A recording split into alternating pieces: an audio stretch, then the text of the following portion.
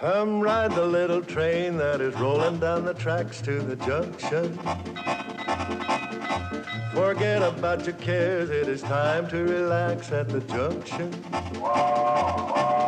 Lots of curves, you bet, and even more when you get to the junction. Petticoat Junction. There's a little hotel called the Shady Rest at the junction. Petticoat Junction. It is run by Kate. Come and be her guest at the junction. Petticoat Junction. And that's Uncle Joe. He's a moving kind of slow at the junction. Petticoat Junction.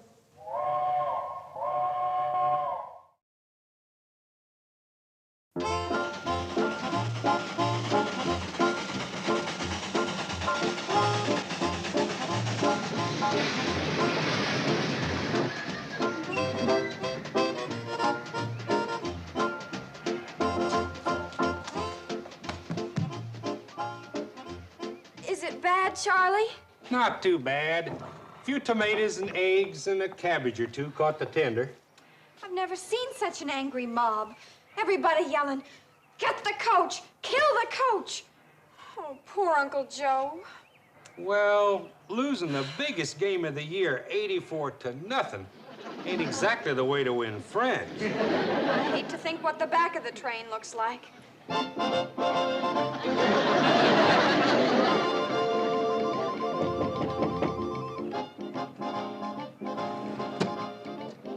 Safe to come out now? Yes, Mr. Bedloe.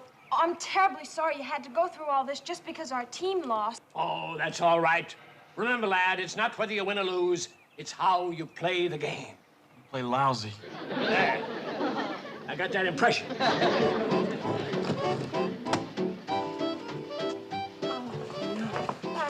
Oh, I'm sorry, kids. But remember, it's how you play the game. Yeah, that's what Mr. Bedloe just said. Bedloe, he's on this train? Oh, Sourpuss? The vice president of the railroad? He went through this garbage barrage. Took 2 eggs right in the kisser before he got the window closed. Oh, there goes the Hooterville cannonball. You'll junk it for sure now. Mr. Bedloe, don't blame Charlie and Floyd and their train. I mean your train. It's not their fault that Hooterville High lost every single game this year and the people finally got fed up. It's his fault. My uncle, the coach. Oh, Mrs. Bradley, it's nobody's fault. It's like the game of life. Sometimes we win, sometimes we lose. But the important thing is to take both with a smile. Oh, I don't blame you for being mad. Here, take Mr. Bedloe up to the hotel, give him the bridal suite next to the bath, and give him anything he wants with no charge. He's our guest. No, I insist on paying. Oh, you're gonna feel so much better when you have a nice hot bath. Betty Joe, you clean up his suit while he's freshening up for dinner. Now, hurry now. No, don't fuss over me, girls. Charlie, there goes the meanest, most... Did he say something nice? Sounded like it from here. Charlie, there's something rotten in Denmark. There's something rotten in Hooterville, too. And I think all of it hit this train. You can come out now, Coach. Okay, Joe. Is it safe? Reasonably, you still got to face Kate. Oh, hi, Kate. Aye. Well, Hooterville Hornets dropped another close one today. Close is right. Close to 100-0. This is the last year I'm going to coach that ungrateful Hooterville outfit. You can bet on that. This may be the last year for everything. The hotel, the train. What are you talking about? You know who was on this train and got hit by 2 eggs meant for you? Who? Mr. Mean himself, Homer Bedloe. Well, he don't scare me none.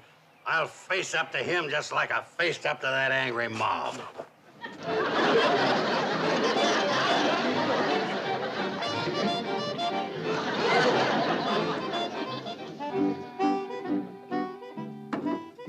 Is he their directors of the railroad? 2 of them, big shot Eastern fellas, come in a private plane. Now, they're going to board the Cannonball here in Hooterville tomorrow morning for an inspection trip. And Bedloe put him up to it, huh? He's awaiting for him at the Shady Rest. Oh, that sneaky rat.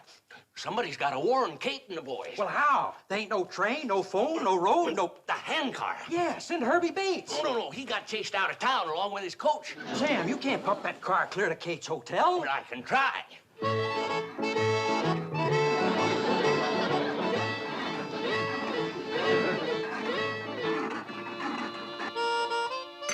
I said to myself, Homer Bedloe, you've got to go back to that wonderful little town of Hooterville and ride that wonderful little train to that wonderful little hotel and visit with all those wonderful people.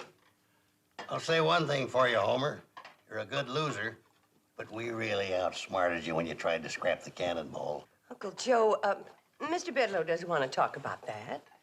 Kate, women don't understand the kind of sportsmanship that goes on between men. Now, Homer and me locked horns, and he got the worst of it. But he ain't mad, are you, Homer? Not a bit. Of course, I guess you did look kind of silly back at the main office. Certainly did. See how good he's taking it? He don't mind being beaten by a better man. Uncle Joe, I need you to help me move something into the lobby. Sure, Kate. What do you want to move? You.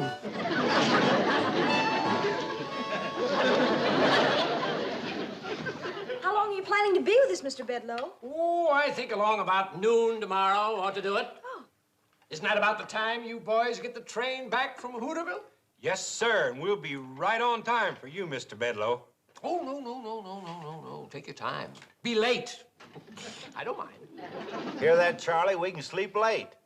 Floyd, we got to get up early and clean the train. It's a mess. We'll help you. Sure we will, Charlie. Oh, no. You young people shouldn't waste a good Saturday morning cleaning a train. Besides, it'll be a good object lesson for the people of Hooterville to see that train the way it is. Remind them of how ugly mob violence can be. No. The messier it looks, the better. I tell you, that man's up to no good. He's out for revenge. Well, now, if he was a woman, I'd agree with you. Never turn your back on a woman. They're sneaky, cunning, and treacherous. Thanks. But a man is different, so stop worrying about Bedloe. Uncle Joe, you tell Floyd and Charlie to meet me down at the train. I'm going into town and talk to Sam Drucker. What about? About the price of horseradish. Well, at least I got you to stop worrying about Bedloe.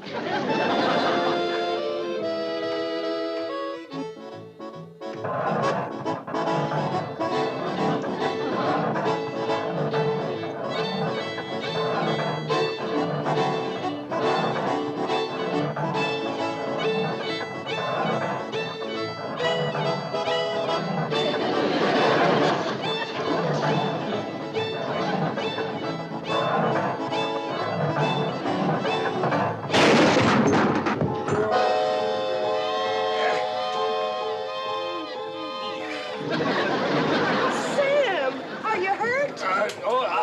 I don't think so, no. I'll be all right, Kate. As soon as I can stop pumping. Watch the blisters. Oh, I'm sorry. Who is it, Kate? Sam Drucker. Listen, is Bedloe up at the hotel? Yeah. Come on up and say hello. He's changed, Sam. Nicest fella you ever want to meet. Horseradish? Well, you can talk to Kate about that later. Come on up and visit Bedloe. No, listen to me. Bedloe is here for only one reason. He's got a scheme that'll finish this train once and for all. You hear that, Uncle Joe? Yeah. And it don't surprise me none. You know, I was suspicious of him the minute he walked in.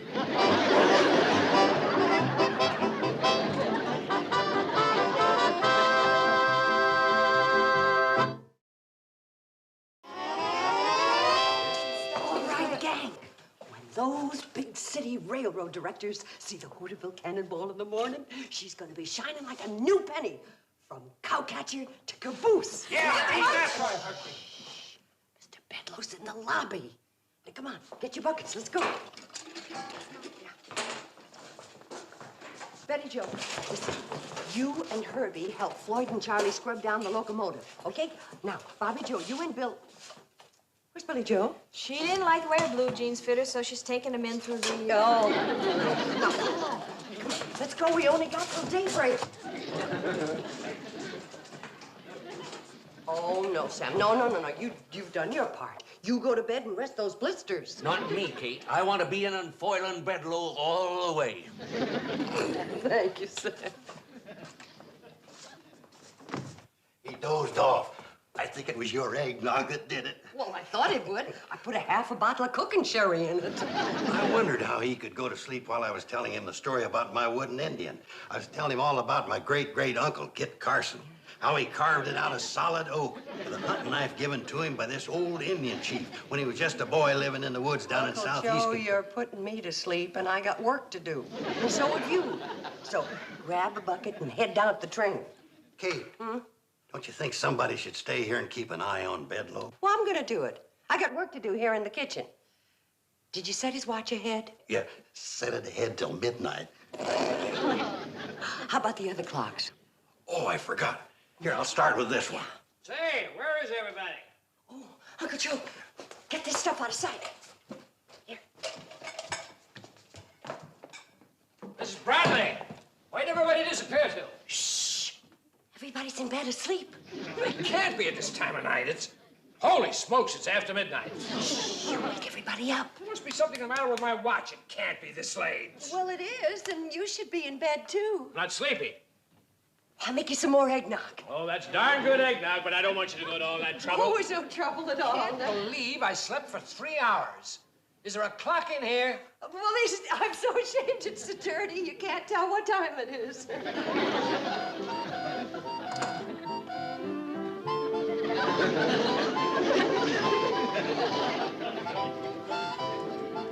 There you are. 20 to 1? What's all the commotion down here? Can a fella get a night's sleep? Mr. Bedloe, what's the meaning of this? Alone with my niece here in the middle of the night. How far is this gone, Kate? Are you prepared to marry this woman? Now, wait a minute. I just came in here. She was just gonna make me some more eggnog. Well, I think you've had enough to drink already. These carryings-on might go up in the city, but out here we don't allow any hanky-panky with our women. Hanky-panky? Now, you get to your bedroom and stay there. And just be glad I didn't have my shotgun handy. Please explain to him that I haven't got any romantic interest in you. Would I be telling him the truth, Homer? Well, you have been extra nice to me on this trip. What other reason could you have? What other reason? Now, let me tell you something. Oh, good night. And don't let me catch you out of your room again tonight, or I'll shoot first and ask questions later.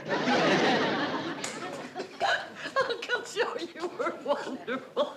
Now, let's go on down the train and get to work. Okay. I'm all dressed for bed, and I was asleep on my feet.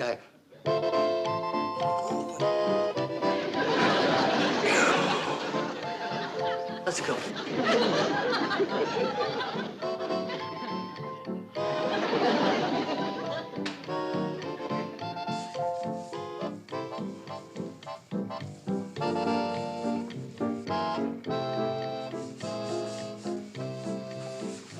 All right, gang. That does it for the outside. Now let's see how Uncle Joe's doing inside.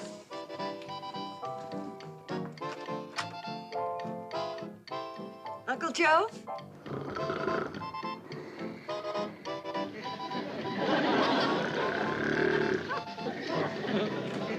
How'd it go, Kate? That big mess come off the seats? Nope, there it sits, fast asleep.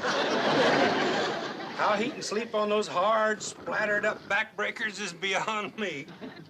Say, Charlie, can you and Floyd unbolt these seats and get them out of here? Well, yeah, Kate, but wouldn't it be easier to wake him up and let him walk out? That's not what I had in mind. Look, go get your tools and take everything out of this coach. Everything? Everything. Those two big city railroad directors are going to get the surprise of their lives.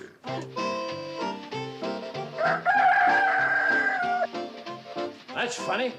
I could have sworn there was a chair and couch there last night.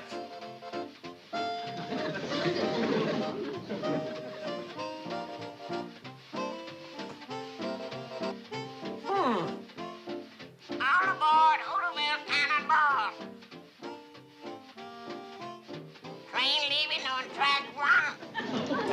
after today.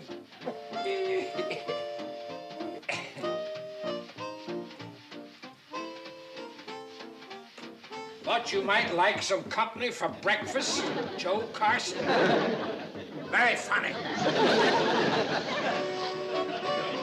Ready for breakfast. The Hooterville Cannonball is due in 1 minute. Bedloe told us it's never been on time yet. Here she comes.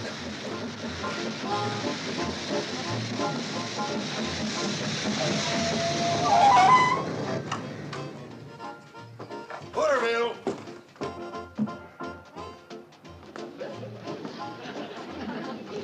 Did you enjoy your ride, madam? Sonny, that's the finest train ride I ever had in my life. Smooth as glass all the way. Well, thank you, madam. You must ride with us again. You bet I will, Sonny. All aboard the Hooterville Cannonball, gentlemen. There was no one in the station to sell us a ticket. Part of the satisfaction guaranteed service. We collect the fare at the end of the ride only if you're happy. Hey, that sounds great. Sounds like very bad business to me. Forward!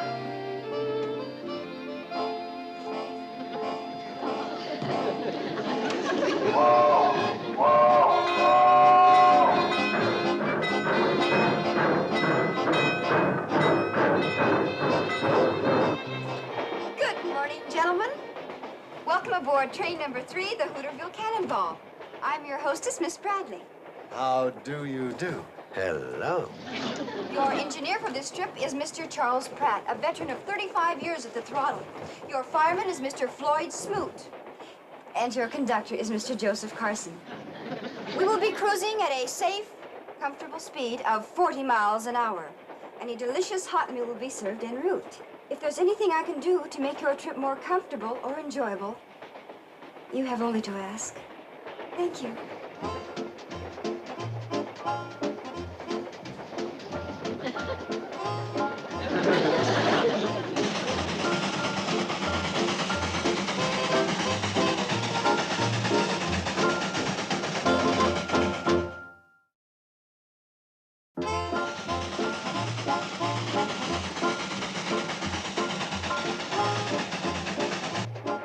You give a very good shine, young fellow.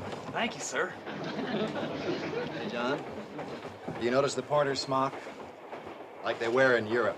Yeah. The service on this train is a lot like the crack continental trains, too. Oh, come now, Matt. You can't compare the Hooterville Cannonball to, say, the Train Bleu. Oh, you know, the blue train from Paris to Nice. Well, no. I happen to hear that, sir. What has the blue train got that we haven't got? Well, besides the shoe shine, you can get a haircut, a manicure. Herbie, Porter, tell the personnel director to send in one of our barbers and a manicurist immediately. What? Quickly, boy. Pepper. Mom? Bobby's ready to entertain. Oh, good. Oh, Bobby, that's kind of brief. Well, like word in the Hooterville High Follies. Oh, well, Oh, hi, Herbie. How's it going? Fine. Until Uncle Joe promised him a barber and a manicurist. What? Sam, did you ever give a haircut? No. Well, there's a first time for everything. Herbie, give him your smock. Here, that's your take over here. Bobby Joe, hand me my sewing basket. Yeah. Sam? Betty Joe? Did you ever give a manicure? A locomotive engineer? How about you, Bobby Joe? Well, I do my own nails. Well, now you're doing someone else's. But I haven't got my stuff with me. Make do. Buffer. Orange sticks. What about nail polish? What about nail polish? Oh. Here we are. Vanilla extract? Keep the label hid. Right out there is some of the most unusual scenery in the world. I don't see anything so unusual about it. Well, you notice that windmill out there? Yeah? I'll tell you about that windmill. Oh, here comes the barber and the manicure.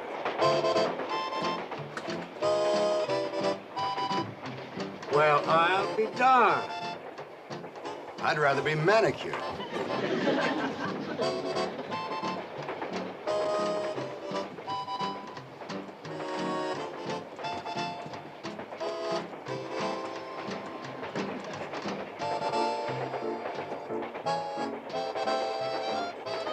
What do you think of the foreign situation? Which one? Take your pick.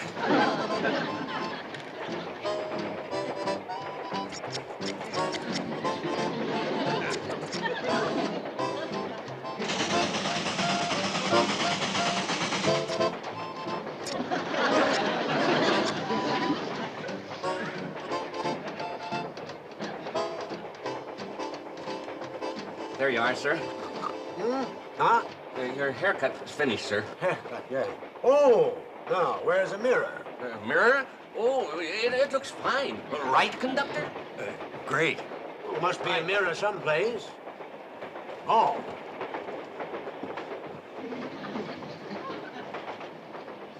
Barbara, come here. Yes, sir.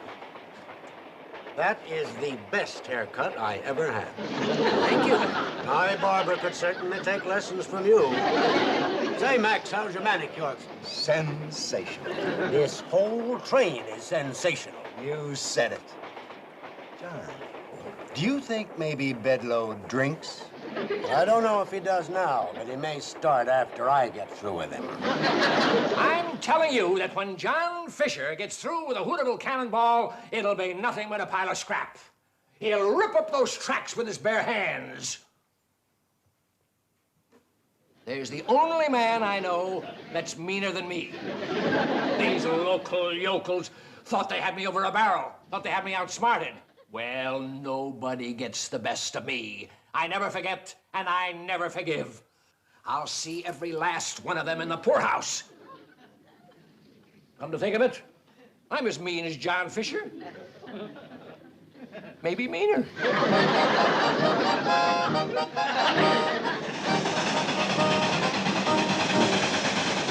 Well, she makes her run through the dead of winter, through the summer, spring, and fall. Neither cold nor heat nor flood can stop her. She's the Hooterville Cannonball.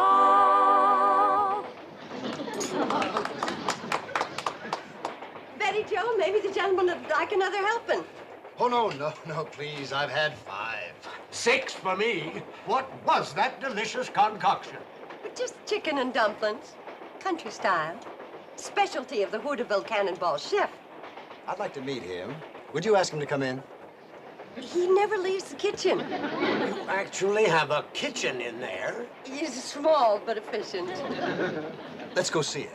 It may serve as a model for our new diesel streamliners. Good idea. You gentlemen connected with some railroad? Well, as a matter of fact, we are 2 of the directors of this railroad. Oh, dear, my goodness, did you hear that?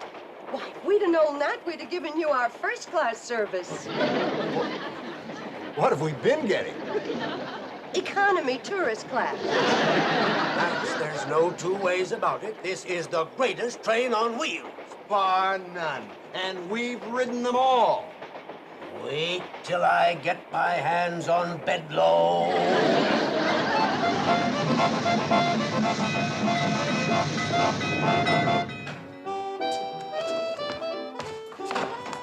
I heard the cannonball pull in 3 hours late. I'll bet that really burned old John Fisher. Fisher? Oh, that's the name of the gentleman that's waiting down at the train to talk to you. Yeah, him and a fella named Thornton. They're going to give you a new position with the railroad. Who says that meanness doesn't pay off?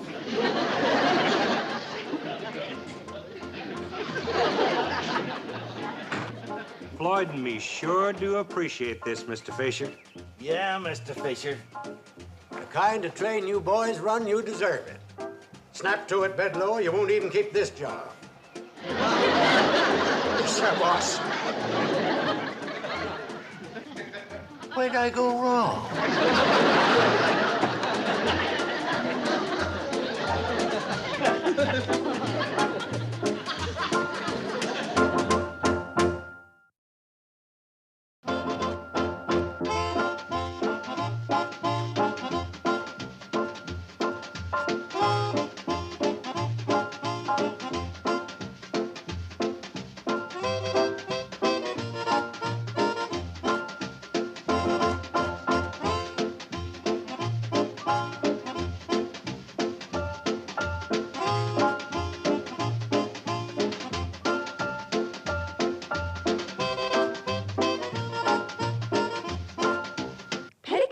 PetticoatJunction. This has been a Filmways presentation.